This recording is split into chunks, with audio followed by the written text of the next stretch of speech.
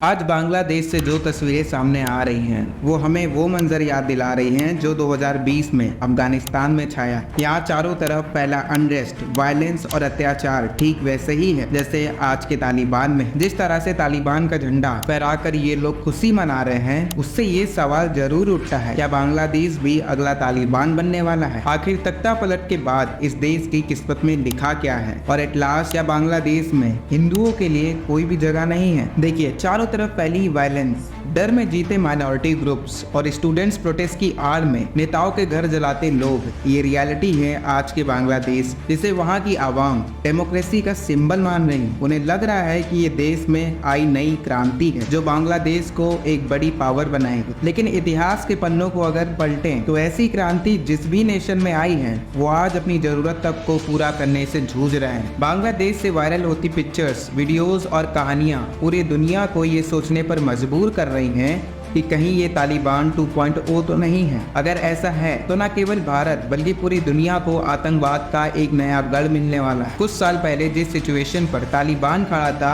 आज उसी जगह बांग्लादेश दिखाई पड़ता है। आज सड़कों पर भले ही शेख हसीना के डाउनफॉल का जश्न जारी है, आखिर इस जश्न के बाद क्या किसकी सरकार बांग्लादेश को एक नए डेमोक्रेटिक नेशन रख पाएगी? लेकिन सवालों को अगर हम बारीकी से देखें तो बांग्लादेश के लिए फ्यूचर नहीं है। अब जरा इस फोटो को देखिए, यहाँ बांग्लादेश के प्रेसिडेंट नेशन को एड्रेस कर रहे हैं, लेकिन जिस तरह से आर्मी पीछे खड़ी है उससे ये लग रहा है कि सरकार मिलिट्री के इशारों पर चल रही। अब जरा भारत के नेशन एड्रेस को देखिए, इसी तरह अमेरिका के नेशन एड्रेस में भी क्या आपको पीछे आर्मी खड़ी दिख रही है? नहीं ना। एक तस्वीर ही सब कुछ जाहिर कर रही है कि बांग्लादेश में राजनीति का भविष्य क्या रहने वाला है और कैसे सरकार के नाम पर केवल एक कठपुतली को बिठाया जाने वाला है। जिस तरह से बांग्लादेश के हालात हर पल बदल रहे हैं, उससे तो साफ है कि जिसकी भी सरकार आई उस पर मिलिट्री का एक बड़ा इन्फ्लुएंस होगा और उसी के इन्फ्लुएंस में बांग्लादेश एक ऐसा बैटल ग्राउंड बन जाएगा जहां चाइना, पाकिस्तान और अमेरिका अपना ग्रेट गेम खेलेंगे। खुद रिपोर्ट्स ये बताती हैं कि काफी हद तक स्टूडेंट प्रोटेस्ट करने वाला ये आंदोलन केवल सरकार के खिलाफ आवाज नहीं थी,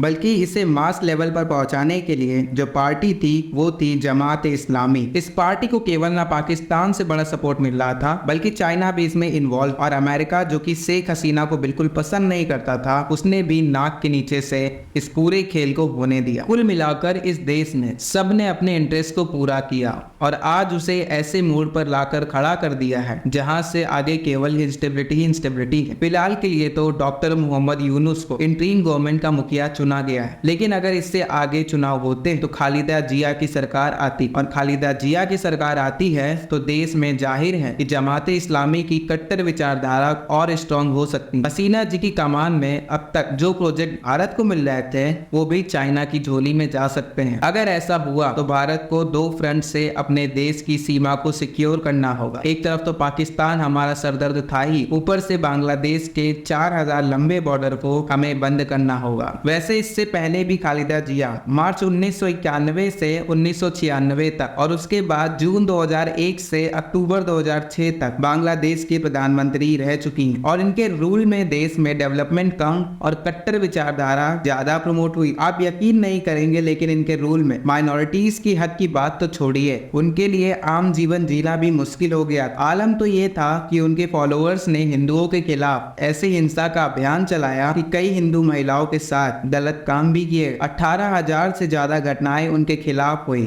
और लगभग 5 लाख हिंदुओं को देश छोड़कर भारत आने पर मजबूर होना पड़ा। ये सब बांग्लादेश में इतना खतरनाक था कि जब शेख हसीना के हाथ में कमान आई तो उनके राज में माइनॉरिटीज के खिलाफ हिंसा बंद हो गई। खालिदा जिया की जगह अगर सत्ता मिलिट्री रूल या जमानते इस्लामी के हाथ पे आती है तो इस बात की पूरी गारंटी है कि बांग्लादेश में शरिया कानून जरूर इम्प्लीमेंट होगा। दरअसल जमानते इस्लामी वही पार्टी है जो पहले से ही बांग्लादेश की फॉर्मेशन का विरोध करती आई थी। इसके हिसाब से तो बांग्लादेश एग्जिस्ट ही नहीं करना चाहिए था। ये बांग्लादेश की आइडेंटिटी तक को मानने को तैयार नहीं था। रिपोर्ट खुद बताती है कि आज स्थिति ऐसी हो चुकी है कि इस्लामी छात्र पाकिस्तान की खुफिया एजेंसी ISI से संपर्क जोड़ चुके हैं। ऐसे में अब जब पावर जमात के हाथ में आई तो जाहिर है कि बांग्लादेश में माइनॉरिटीज के लिए कोई जगह नहीं हो। और जब से इस देश की सरकार गिरी है तब से निशाना हिंदुओं को ही बनाया जा रहा है। वेस्ट बंगाल के कई लीडर ये तक कह चुके हैं कि अब बांग्लादेश के 1 करोड़ हिंदू भारत आएंगे और कईयों ने तो देश में एंट्री भी शुरू कर दी है। आज हालात ऐसे हैं कि बांग्लादेश में कई बड़े हिंदू मंदिरों को तोड़ा गया है और आने वाले समय में ये हिंसा रुकने का नाम नहीं लेने वाली। जब आज स्थिति ऐसी है तो क्या लंबे अरसे तक माइनॉरिटीज बांग्लादेश में रह भी पाएंगी? फ्यूचर में इस नेशन को जैसे जैसे एक कट्टर इस्लामिक स्टेट बनाया जाएगा वैसे वैसे यहाँ माइनॉरिटीज खत्म होते जाएंगी और जो महिलाएं आज देश में खुलेआम घूम रही हैं वो भी तालिबान की जिंदगी जीने के लिए मजबूर हो जाएंगी। बांग्लादेश की तख्ता पलट के पीछे पाकिस्तान का मकसद ये था कि वो भारत के पड़ोस में एक और तालिबान खड़ा कर दे और ये करने में कहीं ना कहीं वो सफल भी हो गया। बांग्लादेश की बदलती सिचुएशन को लेकर आपका क्या ओपिनियन है? कमेंट सेक्शन में जरूर बताइएगा।